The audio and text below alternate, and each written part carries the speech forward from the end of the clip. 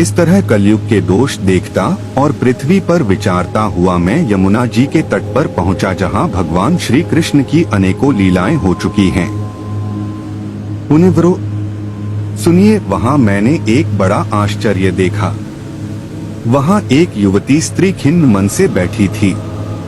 उसके पास दो वृद्ध पुरुष अचेत अवस्था में पड़े जोर जोर से सांस ले रहे थे।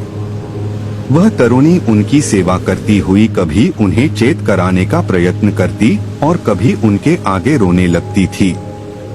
वह अपने शरीर के रक्षक परमात्मा को दशों दिशाओं में देख रही थी। उसके चारों ओर सैकड़ों स्त्रियां उसे पंखा झल रही थीं और बार बार समझाती जाती थीं। दूर से यह सब चरित देखकर मैं कुतूहलवश उसके पास चला गया। मुझे देखकर वह युवती खड़ी हो गई और बड़ी व्याकुल होकर कहने लगी। युवती ने कहा, अजी महात्मा जी, क्षण भर ठहर जाइए और मेरी चिंता को भी नष्ट कर दीजिए। आपका दर्शन तो संसार के सभी पापों को सर्वथा नष्ट कर देने वाला है। आपके वचनों से मेरे दुख की भी बहुत कुछ शांति हो जाएगी। मनुष्य का जब बड़ा भाग्य होता है तभी आपके दर्शन हुआ करते हैं। नारद जी कहते हैं, तब मैंने उसे स्त्री से पूछा, देवी तुम कौन हो? यह दोनों पुरुष तुम्हारे क्या लगते हैं और तुम्हारे पास यह कमल नयनी युवतियां कौन है? तुम हमें विस्तार से अपने दुख का कारण बताओ। युवती ने कहा, मेरा नाम भक्ति है। ये ज्ञान और वैराग्य नामक मेरे पुत्र हैं। समय के फेर से ही यह ऐसे जर्जर हो गए हैं। यह देवियां गंगा जी आदि नदियां हैं। यह सब मेरी सेवा करने के लिए आई हैं। इस प्रकार साक्षात देवियों के द्वारा सेवित होने पर भी मुझे सुख शांति नहीं है। तपोधन, अब ध्यान देकर मेरा वृतांत सुनिए। मेरी कथा वैसे तो प्रसिद्ध है, फिर भी उसे सुनकर आप मुझे शांति प्रदान करें। मैं द्रविड़ देश में उत्पन्न हुई, कर्नाटक में बढ़ी, कहीं कहीं महाराष्ट्र में सम्मानित हुई, किंतु गुजरात में मुझको बुढ़ापे ने घेरा। वहां घोर कलयुग के प्रभाव से पाखंडियों ने मुझे अंग भंग कर दिया।